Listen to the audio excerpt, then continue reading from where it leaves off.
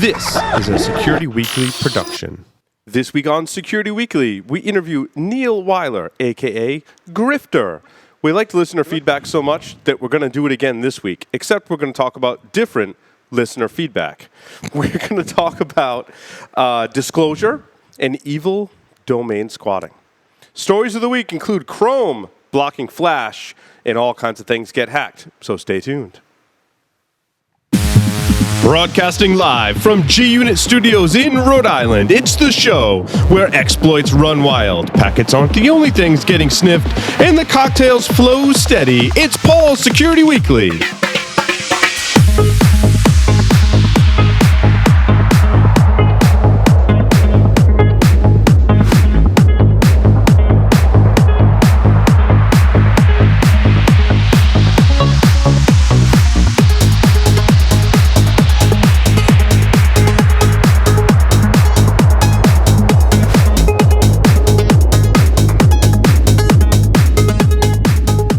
Security Weekly is brought to you by the SANS Institute, the most trusted source for computer security training, certification, and research. Visit SANS.org to explore the full curriculum and latest training offerings. Onapsis, the leading provider of solutions to protect ERP systems from cyber attacks. Customers can secure their SAP and Oracle business-critical platforms from espionage, sabotage, and financial fraud risks. Visit them on the web at onapsis.com. Pony Express. Check out their line of penetration testing devices, including the Pwn Pad, the Pwn Phone, and the Pwn Pro. For enterprises, there's Pwn Pulse, providing continuous visibility into wired, Wi-Fi, and Bluetooth spectrums across all physical locations, including remote sites and branch offices. For all those hard-to-reach places, there's Pony Express. Visit them on the web at ponyexpress.com. And here's your host. He's a man who has a goatee to hide the chain link fence marks around his mouth. Paul Asadoria.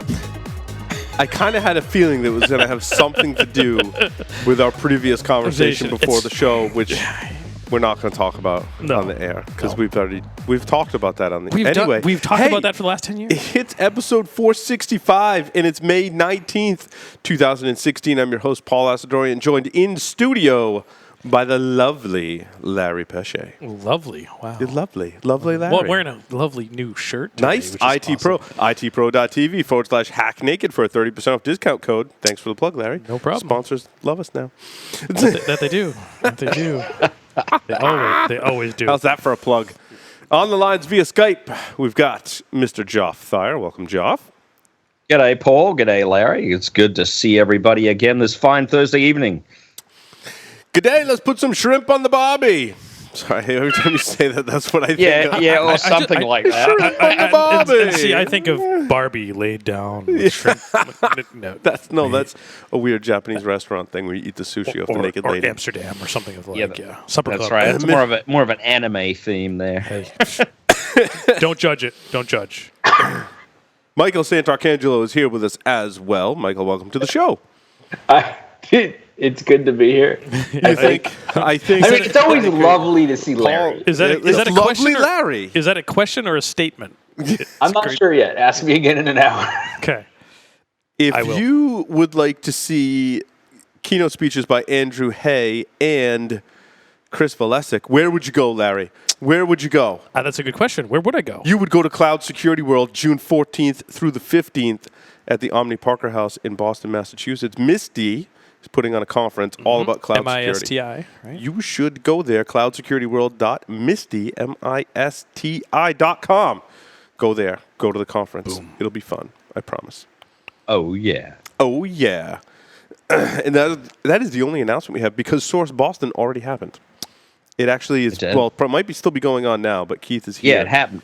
Happened this week. Yeah, he staffed Source Boston for us and got to meet for the first time a lot of people in the security community. Nice. So, and where someone was called not the typical security guy, was that Keith or was it you? I'm not disclosing where that happened. Right. I was trying to leave that out. Okay. Thanks, Larry. Well, I didn't know. I was asking. You confirmed.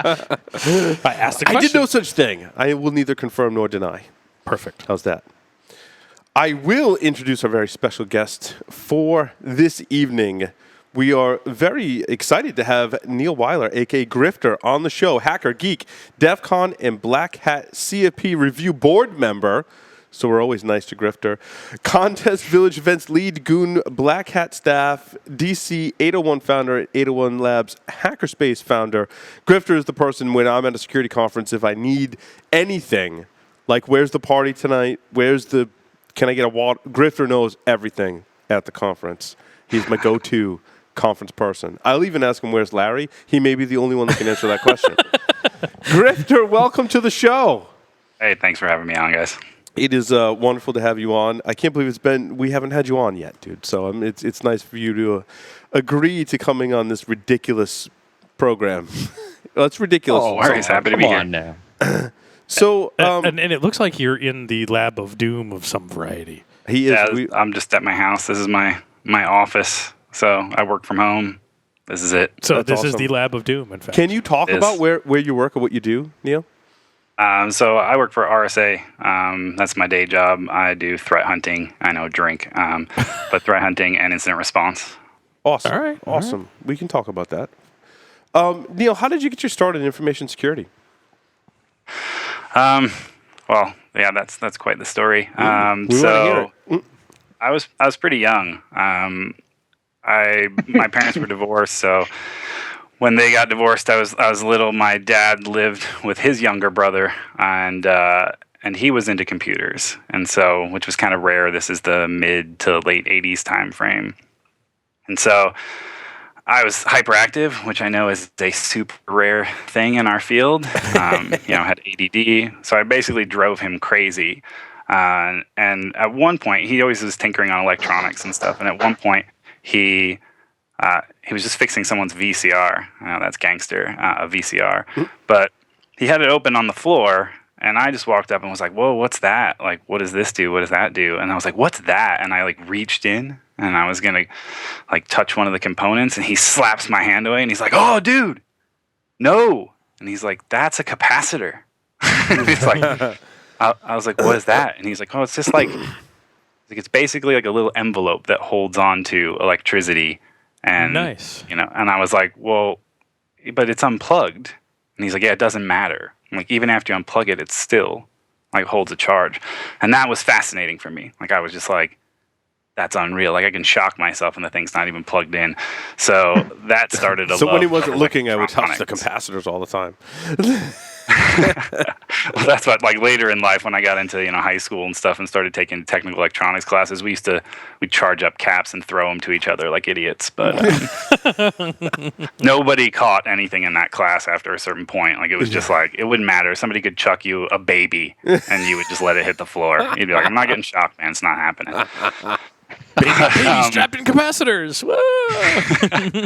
Especially if they're big ones. That led into because he was into computers and stuff, he was doing tech work for some company that had provided him a computer. And I didn't have a computer at home. I grew up in a fairly poor area of Long Island.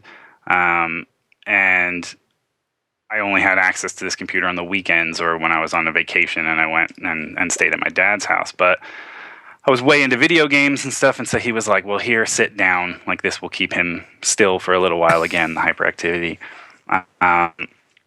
But I always wanted new games. And so eventually he was like, "Okay, well, we can go get you some new games."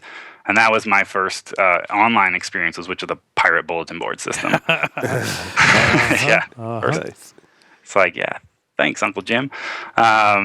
So I hung out on this pirate BBS, and that's actually, that's how I learned about how big a byte was compared to a kilobyte or a megabyte, or what baud rates meant and transfer speeds, because I wanted to know how long is this game going to take me to get it, and I'd ask him, I'd say, "How long is this?" And he'd be like, "Oh, that's going to take 15 minutes or something. That's going to take an hour. That's going to take a day. That's going to take 3 days. Forget about it." So. In 3 days was only a megabyte, which is kind of interesting. Yeah, no kidding. It was brutal. But, that started the basic building blocks of understanding how, networks worked and transfer speeds and things like that. And what I loved about being on that BBS was at a certain point, I just started getting on there myself, and I was talking to different people and leaving posts and stuff. And they had no idea that I was a little kid. And they just assume that if you were smart enough to configure a modem and be able to get online, that you were at least intelligent enough to belong there, which I kind of miss about the old days. Old guy, belly aching over here. But it was like when AOL and CompuServe came around, they destroyed everything. Wow, he's barely out of diapers. What the hell? But yeah, I was pretty young, but I just hung out on this BBS, and I used to post and everything, and people just would post back. And again, they didn't know how old I was, so I thought I was great. And eventually, when I was about probably 11, 12 years old, somebody said, "Hey, man, I think you would like this, BBS." And they gave me a number, and that number was to a hacker bulletin board system. And I was in, like, from day one. Like, when I got on there, I read everything. Like, I was like, this is awesome. I was reading all the like conspiracy stuff that was like UFOs and the government's working with aliens. I'm like, they are. I know it. I know they are. The Anarchist Cookbook. Yeah. Yeah, totally.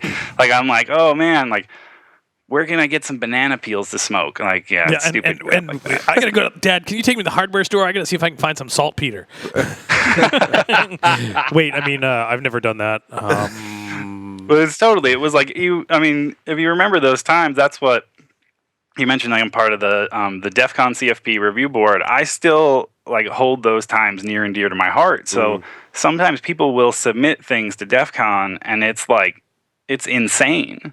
It's like how to like survive the zombie apocalypse type thing, or it is about UFOs or communicating with other life forms and different stuff. And I'm like, do it. Let's put it in there. I'm like, don't you remember? Don't forget where we came from. Like, these files were right next to the files on how to hack. And so I'm a traditionalist in that sense. That's pretty funny, dude. On the review board. So when did you first get involved with Black Hat and DEFCON? So initially, I'd known about DEFCON since the initial one, but I was a kid. I was young, and I was living in New York, so getting on a plane to Vegas wasn't something that my parents were gonna allow to happen. But I eventually I was in the Air Force. I got stationed out in Utah. Vegas is only a 6-hour drive. I still didn't go for a couple years because I just thought maybe going to a hacker conference and being in the military, maybe those things don't mix. Maybe not so much now, but at the time in the single-digit DEFCON days, it was much more taboo. And so eventually, I was about to get out of the military, and I was like, all right, I'm going. Like, this is happening. And so we used to get a whole bunch of us together, and we'd road trip down to DEFCON. We'd meet up at like a crappy diner at like 2 a.m, and we'd fill up on a bunch of crap food, and then we'd head down. I remember like one time on the road trip, it was great. Like, this one, like, Wi-Fi was new. Like, so we were all excited about it, and everybody got their antennas, and we're like, okay, let's get our antennas. And we taped them to the windows of all the different cars, and then we created an ad hoc Wi-Fi network across all the cars, like on the Caravan. And then we set up an IRC server, and we're like, ooh, like, hey, what's up? You got kicked, driving down to DEFCON. It's ridiculous. That is one of the nerdiest things I think I've heard in a long time, Neil. That is totally nerdy. That's awesome. And awesome. That's the joy, out of what do. Like, what can we do with this? I don't know. Like, dude, let's set up an IRC channel, and we'll chat car to car. Because we had FRS radios and stuff like that, but we're like, why not just use IRC? Right. So I started going. I became a goon really quick. I went for 1 year. The next year, I volunteered to help out, and then I started out actually as a security goon. Then I was a vendor goon. At a certain point, I was just like, I think I'm going to be done gooning. And Moss DT, he's like, no, dude, we got something for you. It's when we were moving to the Riv, and I started managing all the parties that were going on in the skyboxes and like what we were going to put in the skyboxes. And so, in order to get one of those skyboxes, you had to earn it. If you wanted to have a party at night, you got to earn the skybox. So I was like, what are you going to do? Like, what are you guys going to earn this space for the weekend? It'll be yours. You can use it. You must not have been managing it when we had a party in the skybox then. No. Every year that was there, it was me. So, So we did. Somehow we earned it. I don't know how, but we did. Because we had one party in a skybox. Yep, we did. Never forget that. yeah. Well, I mean, people had varying levels of awesome they brought. I don't know what you guys. We were probably that really year. low on the awesome. But yeah, we were a different kind of party. Yeah. And, so, yeah. But we had We had a good time. That's where the villages came from, like a lockpick village and the hardware hacking village and all those things. Like those were born out of those skyboxes. Like we needed somebody to prove that they deserve to have the space. And the guys from Tool came and said, what if we set up a room and we just put tons of tables and locks in it and we teach people how to lockpick and we'll do presentations and stuff like that. And we're like, yeah, that'd be awesome. Let's do that. The hardware hacking thing, same thing. And we're like, well, what if we just set up a bunch of soldering stations and we have some kits that people can work on? And now, like lockpick villages and hardware hacking villages, they're like standard parts of the conference. Mm-hmm. Like you don't see a conference that doesn't, have a lockpick village. Yep, It's crazy. and for many years, the Wi-Fi village. Yeah, Wi-Fi village is still around now. At DEFCON, man, half of DEFCON is just deciding what you're going to do. You go into these villages. It's like we have a crypto and privacy village. You've got your, Internet of Things village now. You've got, Wi-Fi is up there. The Packet Village. The guys from Wall of Sheep have turned that into a crazy circus, like Riverside and those guys. So the amount of content at DEF CON now is just off the charts. What's your advice for navigating DEF CON today, Grifter? Like, we've talked about this before on the show, but I want to get your opinion on it. There is so much stuff going on. Like, how do you choose and plan what you're going to do at a conference like DEF CON? It's a difficult question. I mean, because it's going to be dependent upon the individual. I think that's we're spoiled for content. Again, back in the single-digit DEF CON days, we just, you only had so much you could do. I think a lot more people just went to talks, like talk after talk. I think now it's gotten to the point where people are like, the talks are going to be online, so I'm just going to go. Other stuff to do.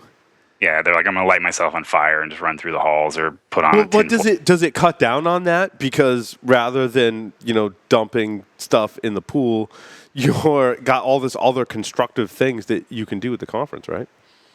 I think so. I mean, we definitely. I mean, the AP days were insane. We had full run of the property and it was crazy. But when we moved over to the Riv, that mindset hadn't changed. People tried to bring that over a little bit, except now casino security's there. So, Yep, yeah. My first year at DEF CON was the pipe. So, sorry, my first year at DEF CON was I think it was the first year that it was at the Riv, and I remember showing up and there was someone throwing beer bottles out of the window into the pool type of thing.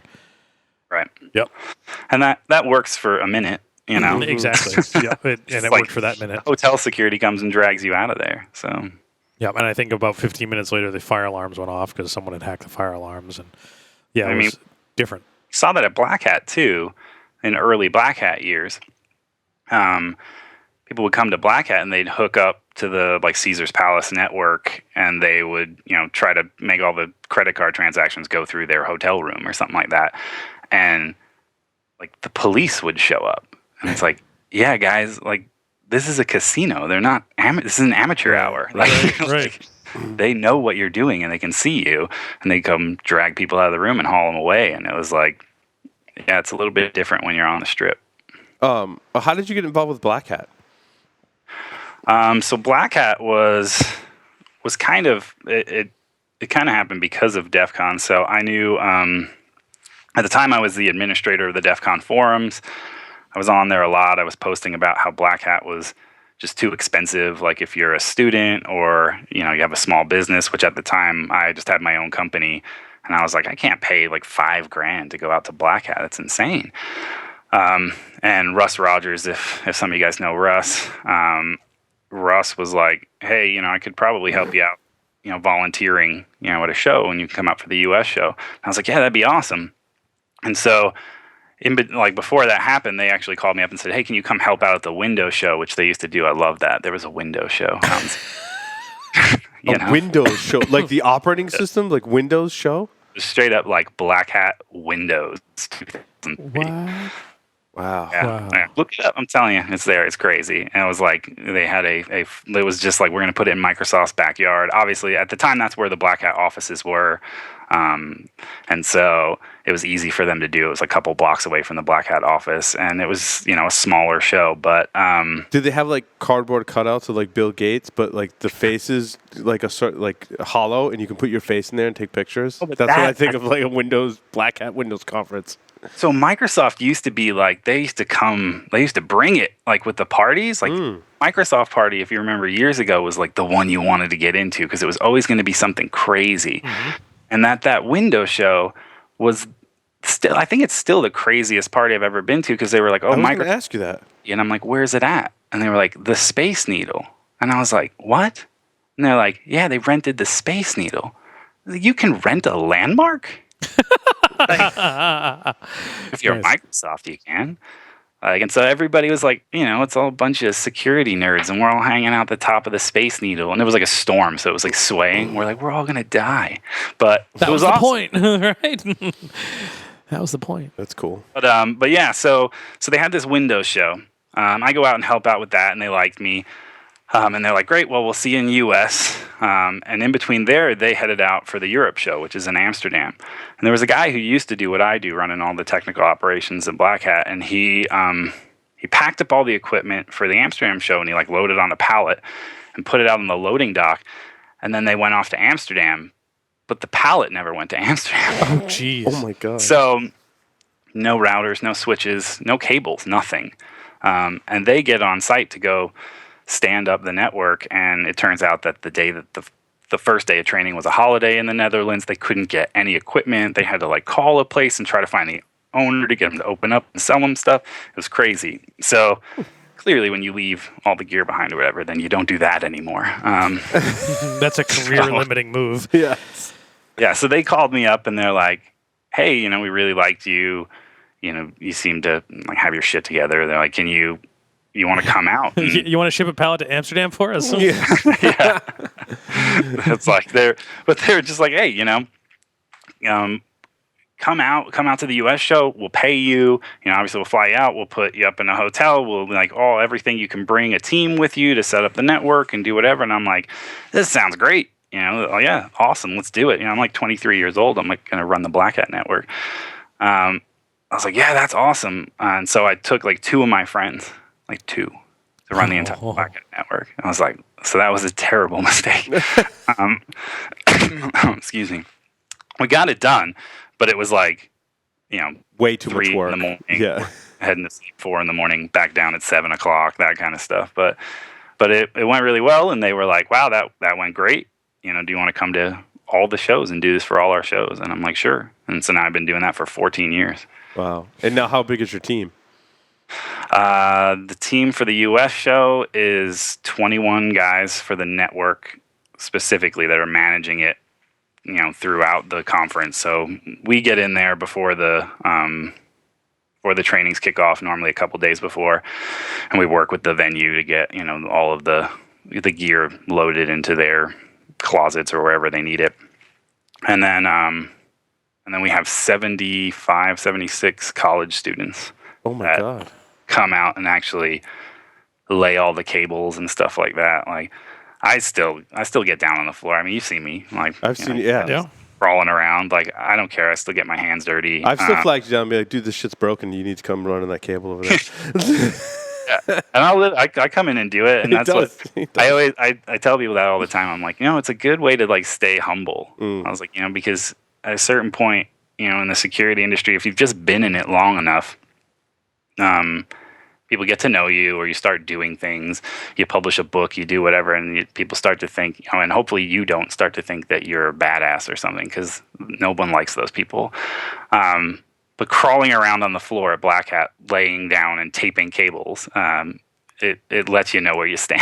Yeah, absolutely. Yeah, that's one of the things that I've always told my family is that, shit, I get fired tomorrow from doing this thing that I love, but I'm still going to put food on the table. You want, as my mom would say, I got to go dig ditches to put food on the table. Well, guess what? Hand me a shovel. Mm-hmm. Absolutely. You do what you got to do. Yeah. And that's the thing is, it's like you get people who are kind of like, oh, they just think you're some guy. I had a trainer one time years ago, and She just started like insulting the crap out of me. And she's like, you guys don't even know how to you can't stand up a simple freaking network, blah, blah, blah. And I'm like trying to be cool. And at a certain point, like I stop being Neil and I start being Grifter. And it's like, Neil's a super nice guy. Grifter is a huge prick. You have like this double persona going on, huh? Yeah, I know where I'm at. But I like my bit flips and, and the New York turns back on. And I was like, who do you think you're talking to? Like, I was like, you're insulting me about setting up some freaking wires in your classroom. I was like, I work for Juniper Networks, like, 'cause that's where I was working at the time. I'm like, I'm pretty sure I can lay a freaking cable. Like, and she's like, oh, don't. Yeah.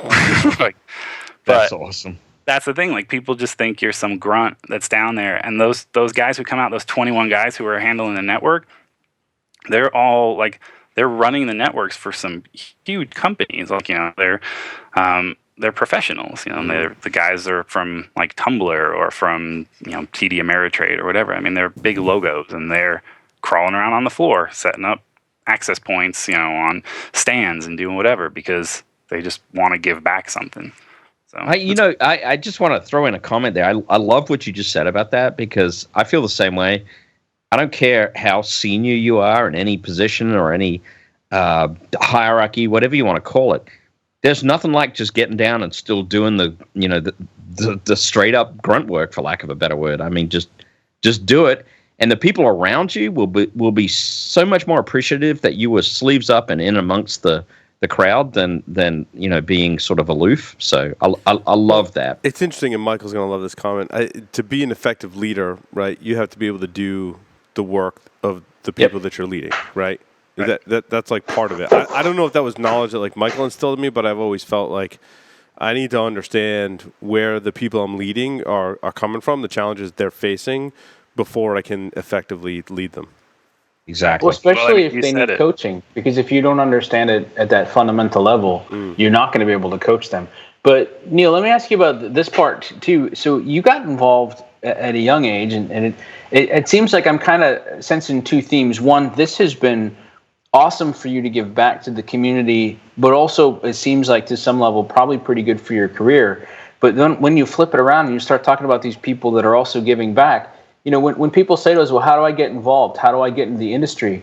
Volunteer. You're going to meet awesome people that will teach you. And if you impress them because you show up and work hard and do a good job, that opens doors. Am I misinterpreting that? No, not at all. And I think that's huge. And it's not just on a volunteer at DEFCON, volunteer at Black Hat thing. It's like, I travel a lot for work, as many of you guys do as well. Any city I go to, I can find a hackerspace, and I can go meet up with people who are, interested in the same things I am. It's one of the great things about the spread of hackerspaces all over the world, or DEFCON groups and things where I'm like, I'll just reach out to whoever the contact is of the DEFCON group and be like, hey, I'm going to be in Phoenix. You guys want to hang out? And they're like, absolutely. Oh, fuck yeah, Grifter's coming to town. Dude, when you come into Rhode Island? I don't know. There hasn't been a lot of demand for Rhode Island. I make it to Boston, to Bedford, because the RSA headquarters is there. So I get out there occasionally. But when you come out there, look us up, man. We're not far. Right, do that. But yeah, I think volunteering at a hackerspace or something like that just doing it at your local level, I've seen a lot of that with 801 Labs. We have a bunch of guys there who are also, senior in their careers. And then we have a lot of guys who are just starting out or they're still in school. And we get to know them. And then eventually somebody's like, oh, we have a position that's opening up for a junior analyst. Is there anybody looking for a job? And if we already know somebody and they've been hanging out at the space and helping us, do the grunt work there, then we know there's somebody that we like and we can count on. We've seen a lot of guys get jobs just from hanging out at their hackerspace. You know what I want to point out too is that as I look at stuff, so I live in South Carolina, and I'm starting to realize more and more that uniting some of those hacker and maker spaces together, I haven't been to one yet where there's not smart, talented people who then say, hey man, I'll work with kids, I'll work with families. What does the community want to know better? How do we do this? And so when I turn around and people say, well, we can't get the support from the community. I go, did you ask? Did you ask the right people? And or the people say, well, how do I get experience? Show up. show up at these things and start testing it. Because if you think about the complexity of hiring somebody in security, a lot of it comes down to, well, I know this person, I've worked with them, I've tested them. That's the best way to do it. But I mean, you just gave people the complete, sorry, it's a secret, but the key to, you want a better job, you want a career, you want to get into this industry, there's probably, look, if we have awesome stuff in Myrtle Beach, I assure you, there's great stuff around the country. And you know what I love? Like up to this point, we haven't talked. Well, it's gonna sound weird, but like we haven't talked about Metasploit or like writing exploits or finding vulnerabilities. Right? Like the way into this space is to familiarize yourself with technology and get involved in the community, and those are almost like just as important, if not more important, than the technology that we use, even in depth into the technology that we adapt as security professionals. Some of the very specific stuff to security, we haven't even really talked about that, because it's really not all about that. And I think a lot of people have that impression. Yeah, I think that's, that's the thing. It's like the tech stuff, Metasploit, all that, like getting involved with it, that will come. Yeah. I mean, we do stuff at the Hackerspace where we run CTFs, just for fun. And we get the new guys in there and they get their hands dirty, or like the B-side Salt Lake City conference, they do a Joes versus pros. And, they have, guys who are doing it as a profession and guys who are brand new to it. And then they help each other out or trade information or do whatever. And it's technology now, I guess it's just, there's so much accessibility to it. You can just download Linux. You don't have to go break into a university if you want to. Sorry, Paul. If you want to learn Unix or something. But that's what, when I was a kid, that's what we had to do. A lot of the stuff I was doing wasn't to be malicious. And I know that's a cliche and it's a common story amongst guys who have been doing it for a really long time. But it was genuinely like, if you wanted to see something new, educational institutions and military or government was where they had cool things, and you had to go find the cool things. Yeah, and had to find a way to get in so that you could learn. Mm-hmm. Yeah, exactly. And then so that was almost like a side effect. The getting in was necessary so that you could go learn something. Now that wasn't fun. It's like getting in was great. Sticking flags and things. It was one of the big motivators for me. Like like I said, I grew up in New York, Long Island, a not very well-off area with a single mom.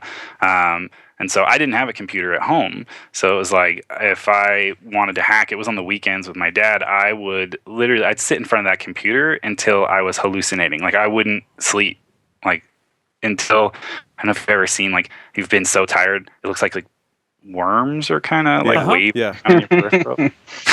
I think we've all been there. It's no time to go to bed. But I was obsessed, It was like I had a certain window that I could do it, and then when I couldn't, I had a bank of payphones that were outside the deli by the corner by my house. And so I went down there, which is why you see all this. I saw the 9X, yeah. Here, so I loved like the phone system, and that's what I did throughout the week. But I went to the military to get out of New York, and when I eventually got out, I had to find a job. And I didn't want to work on F-16s anymore. I hate those jets. They're really but and it was cool to climb in the cockpit of an F-16 every day. Don't get me wrong, but it wasn't what I wanted to do for a career. When I got out, people were like, well, what can you do? And I was like, I can break into computers. And they're like, well, we'll pay you to do that. And I was like, okay, I guess I'll do that then, And it seems to have worked out for you, Neil. So, well, it's worked out for all of us, right? Yeah. When we're starting out, we're almost spoiled, I think, because now you have to come into security and it's insane. Like it's huge. You're like, what are you going to specialize in? Yeah. It's not just like, I'm going to be a security guy. Like we were like generalists starting out in like the 90s and coming in. In the 90s, this is what I remember. People telling me, you want to do security? Why would you kill your career like that? You're going to go nowhere. Networking is where it's at. Why aren't you in networking? Exactly. So then you get into networking, and then you had to learn about Novell. Active Directory. Novell. And then Active Directory, and then firewalls. And guess what? Now you've got a security career because you're a generalist in all those things. And Right. I was about to say, I did all that, and I got into security. Behind your head there, Larry. Like, that was the Bible, right? Yeah, absolutely. Absolutely. So it's like it just turned into a career, and we got to almost learn it organically. So as different things came, like it was like, this is a firewall. Like that was like a new thing. And we're like, okay, we're going to learn this all together, you know? And it's like, oh, this is how you would secure this. And we got to slowly kind of learn these things. And now when people are starting out new, I almost feel bad for them, because I'm like, all right, man, we're going to throw you into the deep end here. Or I'm just like, what do you want to do? And they're like, what can I do? You know, and it's like, well, do you want to be a web guy? Do you want to be a network guy? Do you want to do incident response? Like, what do you want to do? I want to be a red team guy. Yeah, like, they all like, I want to be a penetration tester. And it's like, well, always. First, you got to be a Windows guy, then a Linux guy, then a network guy. And many times they already are, but it's like Yes. they like, I've done all those things. I can do the general. I'm an awesome sysadmin, and I've really taken what I did for security to heart, and all those roles that I did to try to keep people up. But now I want to turn the table, and it's like, no, I think that's a good great. path. That's You have absolutely great. You have to know how to secure it before you can know how right. to break And it. then that's the hard part that I struggle with giving people advice on, is how do you make that jump from the sysadmin to the attack? Go put your evil hat on. That's the thing, is that I don't know. I feel like now, at least I see a lot. When I was at the RSA conference, I went to B-Sides out there, and I swear within the 2 hours I was sitting at one particular location, 3 different people came up to me and told me they had started a company where they were going to do pen testing. And I was like, damn, man, you're going to have some competition, you know? And I mean, nothing against solid pen testers, obviously, but it's like there's so many people who want to do red team stuff that it's because it sounds sexy, you know? They're like, oh, I want to be like, pew, pew, pew, you know, exploit, you know? But at a certain point, you have to say, what's the quality of what I'm getting here? You know, you can't just I had a guy who, you know, he went out on a particular engagement, and he was like, oh yeah, and he came back, and I was like, oh, how'd it go? And he's like, oh yeah, we didn't get in. And I was like, what? And he's like, yeah, no. I was like, what was the scope? Oh no, it was open. It was open. And I was like, and you didn't get in? You should quit. Wow. I was like, holy hell, dude. For real? Because, I mean, honestly, we've done pen testing, but we've all been in that situation where the scope goes like this. Uh-huh. Oh, yeah. You're just like, what the hell? Yeah, and, you're honestly like, look, just cut the check, and I'll check that box with you. Right. You know, because that's what we're here for. We're not actually here to see whether or not we can, you know, help you get secure. But that was my if your call scope today. is open, you know, your success rate should be 100%. Or greater. And I just I agree. Or greater. blown away. Yeah. Well, and don't forget, there's a time, as your scope decreases, your amount of time you have to spend is not increasing. So it may take a month to write a custom exploit to get in that shortened scope, but you only got a week. Exactly. Yep. And so and your attacker, if they're really determined, they've got a lot of patience. They've got all the time in the world. Right. Yeah. So, Hey, so at the risk of bringing up the buzzwords and stuff, I'd love to hear more about what you do for your day job in terms of the threat hunting and stuff, because it's one of those things that I think is going to become more popular, which is probably making you want to slam your head into your desk. So how do you define it, or where do you see that evolving in the industry? Is it okay if we go there, guys? Yes. sure. Well, for me, I mean, honestly, what it feels like anyway, when you're going out and doing threat hunting, it's basically doing IR when you have no, knowledge of a breach. You're just going in and looking for something that you don't know if it's there or not. It's a very good description, Neil. So like for me, that's about the simplest way I can explain it to someone. Because it's it's not really new, right? We've been doing threat hunting for a really long time. Yeah. It's the whole assume breach scenario, but you have no idea if it's actually even happened. If it's there. And that's what's hard, too, about the position is it's quantifying that sometimes. You could spend, 2 or 3 days working on a particular environment and then come away with nothing, and you're like, it looks good. And everybody's like, well, what did you find? And you're like, nothing, and that's what's good, Mm-hmm. But it's was he just sitting back drinking pina coladas, or did he actually do something? Yeah. So it's like it is a little difficult in that regard. But is that your drink of just choice going now, in and Neil? looking Are you like a for- big pina colada drinker now? Is that? Is that? Oh, virgin pina coladas. Yeah. He likes I'm a Red pina Bull coladas drinker, as and you can getting see, I caught can in the do ring. that. But yeah, I don't drink. Utah, shocker there, Mormon kid. So Is that where you're based now? Is Salt Lake City? yeah, just north of Salt Lake City. Gotcha. So that's the 801 representing. But but yeah, so I mean, when I go into an environment, I'm basically looking for indicators of compromise when I just blind, like I'm going in looking for them. Now, I was always a network guy and gravitated toward network security. I love I just bathe in packets, I just let them wash over me. I think it's fantastic. It's actually kind of creepy. That's kind of hot. And so, but I very hot. had done red team stuff, and I'd been doing that for a really long time, and having that baseline is really, really good if you want to be a hunter. You got to understand what would the attacker do, what would they think like. If I was going to exfiltrate data from this environment, what would be my egress point? Right. It's interesting how we go. I think a lot of us started out in defense, went to offense, and now I'm seeing the trend where we're kind of going back to defense and doing a lot of this threat hunting stuff. Purple, which man. is good. I think that's the thing, is it's because the red team stuff is sexy. You tell what do you do? And it's well, I'm a professional hacker, and it's and they're like, what? And you're like, you ever see sneakers? At you, it's amazing. And they're like, you ever see sneakers? I get to do that for a bunch of 8 and 9-year-olds in my daughter's second grade class. Except they haven't seen sneakers. Right, they haven't. But it was I get to go in and tell them I'm a hacker for a living. And they're just whoa. Yeah. It probably helps if you're all inked up and have the rings too, right? They're like, what? What does that mean? Yeah. So I'm a hunt teamer. I'm like a network janitor. Yeah. And they're like, that's not as cool. We want a hacker, not a network janitor. You're a janitor? Wow. But if you're if you say oh, I'm a hacker for hire, I hear that one. That one always makes me roll my eyes. But doing the hunting stuff is bringing the sexy to the blue team. It is fun to do. It's interesting, and you're getting a chance to see whether or not you're actually worth what they're paying you. Can you find them? And if you do, so what's the biggest surprise that you've had, or the biggest epiphany? So in the act of doing this, looking over your career and your experiences, something's got to pop up. What's the thing that's kind of surprised you about it now that you're really actively doing this? Gosh, I don't know if I'm surprised by anything anymore. Oh, wow. So that sort of reminds me of a conversation with Doug Waite last week. Yep.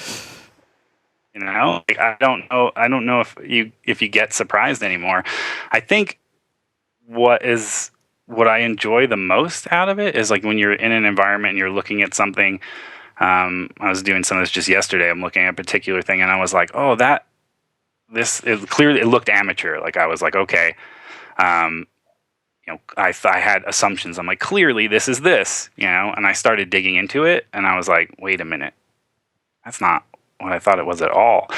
And when you see something that looks simple and the attack ends up being elegant, or you're like, okay, well, based on this portion of the attack was really elementary, but the rest of it was super smooth, you can kind of see how a team works, maybe who's working together, and there might be somebody who's more junior and stuff. So I like kind of trying to get inside their heads while I'm looking, because I'm like, what's going on here? Why would he do this, then deploy this? So I don't know. Again, I don't think it's so much surprise as I guess I'm surprised by how much sometimes I'm like, oh, respect. I was like, well done. So Neil, I think that's a good insight. There's a lot of the term hunt teaming is a very blanket term, and I think there's a lot of different methodologies within hunt teaming. For example, a lot of people take the approach they're going to look at logs and do hunt teaming basically through logs, and then there's approaches where we're going to look at network traffic and net flow data, and that's how we're going to do hunt teaming. We're going to look at the callbacks, and then there's a lot of folks and companies that look at, well, we're going to do hunt teaming, we're going to put an agent on the system, and we're going to look at some of the behavior, injection points, and things like that, and we're going to call that threat hunting. So what are the methods that you use, and what are some of the differences between those different things that encompass hunt teaming? But see, that's the thing. I think because it's kind of new, that's why people say like, oh, well, this is what I think is hunting, and this is what I think is hunting. It's like, well, why would you limit yourself to only the net flow data? Why would you limit yourself to just the logs? Like, why would you say, okay, well, the hunting, I mean, I get like you can do different types of hunting, where you're just like, oh, we're just going to look at all the endpoints and stuff, but it should be like, if you're really doing it, like it should be a combination of all of those things. Like this is the whole conversation we've been having for decades, where it's like security and depth and layers and stuff. It's like, oh, so if you're calling it hunting, but you're only looking in this one spot, then what is that? Like, that's not. What if it's not there? What if the guy's not there? And it's like, oh, well, we did hunting. It's like, well, then you're just giving it a bad name. It's kind of the same thing where people are like, oh, security hasn't solved anything. And it's like, well, that's debatable. It's like, you're doing the right thing. I just got to chime in, Paul and Grifter. I love that answer, right? Because hunting to me is seeking out anomalous indicators from multiple viewpoints in the environment and across the whole thing. That's what matters, right? The weaknesses of point solutions, I think, in some ways are responsible for getting us to this place.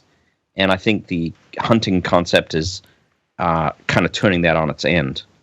Yeah, I mean, and I'm a little bit spoiled because I do it for RSA, and so I have like the best tools, available to me. And it's like when I get in, I am looking at logs, and I look for something that that stands out. And then because I'm using like security analytics or something, then I have full packet capture, so I can rebuild sessions, or I can pull out like something that looked like someone. It's like, oh, did they actually get malware here? And I just pull the executable out of the stream, and throw it at virus total and see if it hits on anything, or put it in the sandbox and see what its behavior is.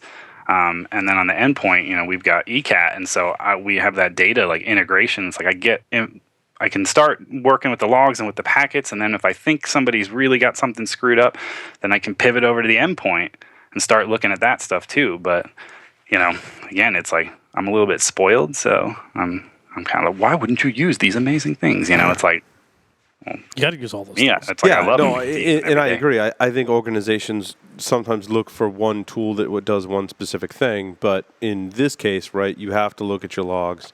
You have to have something that looks at your traffic, and you have to have something that looks on the endpoint as well to complete the and picture. I think we get like, everybody complains about vendors, and it's like, boo, vendors suck, and it's like, I work for a vendor, so it's boo me, and you go out to the RSA conference, and they're like, we have 700, vendors in the expo hall, and that's awesome, great. I'm glad that people are working on products to try to make things better, but like I gave a talk at B-Sides at Salt Lake City a month ago or so at this point, and I put up a picture of like a children's bow and arrow next to a compound bow, and it's like, both of these are bows, and both of them fire arrows, but they're clearly not created equally. So don't just shun like vendors and the products that they're doing. We're not going to solve everything with just open source or whatever. I mean, there's a lot of great stuff out there, but that's awesome. Go talk to the vendors who like are doing it right, get their stuff, but make sure you're not, slipping in snake oil and banging your head off the desk. Like go get the things that actually matter. So I'm curious, Neil, did you have a list of recommendations for vendors, or? I'm not going to do that.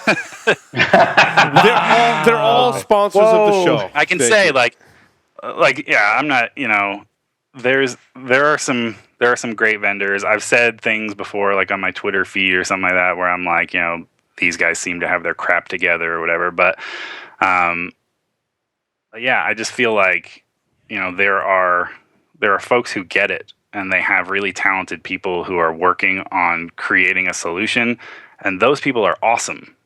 But then there are other people who are just trying to ride this gravy train, all the way to the station, and you just have to be aware of that, and we have to educate people that are, to go out and look for the right things. And so, I don't know, that kind of stuff, like it gets my back up, where it's like, well, that's clearly a piece of crap, like why why would they buy that? It's like, well, it was cheaper. Cheaper doesn't always mean better, Right. So. That's awesome. We're going to have you on our other show, Enterprise Security Weekly, because we talk pretty much exclusively about that on that show. Yeah. I'll talk to you about vendors on that one then. Okay, Nice, there you nice. go. Yeah, we very openly talk about vendors, good or bad, on that show. Yeah. So Paul, before Grifter gets to make his exit, I have another question, or I have a question that's not related to hunting. So ask her a question, then I'll ask the 5 questions, and then yes, we'll call it a night. So maybe a little bit self-serving on this one, but given we talked about your involvement with the DEFCON and Black Hat and on the CFP review board. I'm wondering if you can give us some advice as to, aside from the stuff that we've potentially already seen out there, in your mind, what makes a good CFP response so that we can write better ones? yay for that question. Being thorough, I think, is just the biggest thing. Like, I mean, I'm going through the reviews for like the Black Hat USA show this year, and I can't tell you how many times the comments from the review board members are, well, this looks good, but I can't tell because there's not enough information here. And this is like research that if you spend, 8 months working on some research, like from the time the last show ends until the next US show, do me a favor and spend more than 8 minutes like filling out the form. It's like spend actual time to fill it out. Like, give me a detailed outline. Like, what do you plan to talk about? Why is that important to the message that you're delivering? If your freaking bio is longer than your abstract, like, we're already annoyed. It's just wow. fail. Oh, cold. It's true. So it's like, if somebody spends more time trying to tell us why they should be on stage because of who they are versus what they're bringing to the table, like, that's so much wrong. Immediately get annoyed with stuff like that. So, like, there was a lot of back and forth. I think like last year or 2 years ago about DEFCON and how many women were speaking at DEFCON and stuff like that. And I can tell you, like, as a review board member and from working with the other review board members, the last thing we look at is the name of the person who submitted it. Yeah. Don't care. A lot of conferences are going to like a blind review process where the people who are reviewing the talks don't get the person's name or bio. You just evaluate the talk.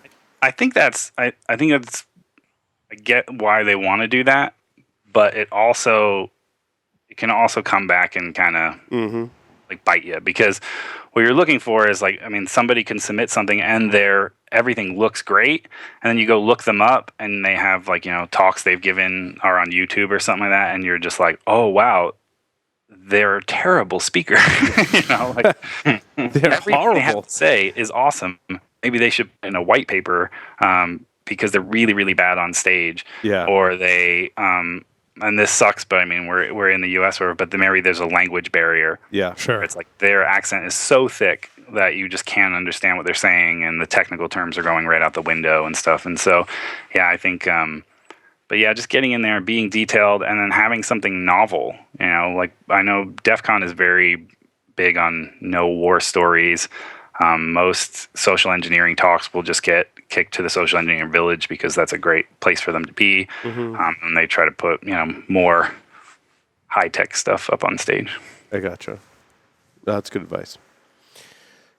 Neil, you ready to play 5 questions with Sure. Security Weekly? 3 words to describe yourself.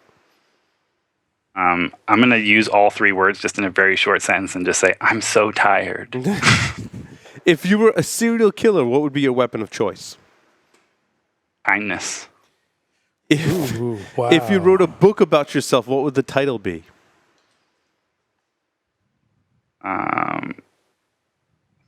Man, I didn't think of that one. Probably, I don't know, Information Security, The Real Long Con by Grifter, right?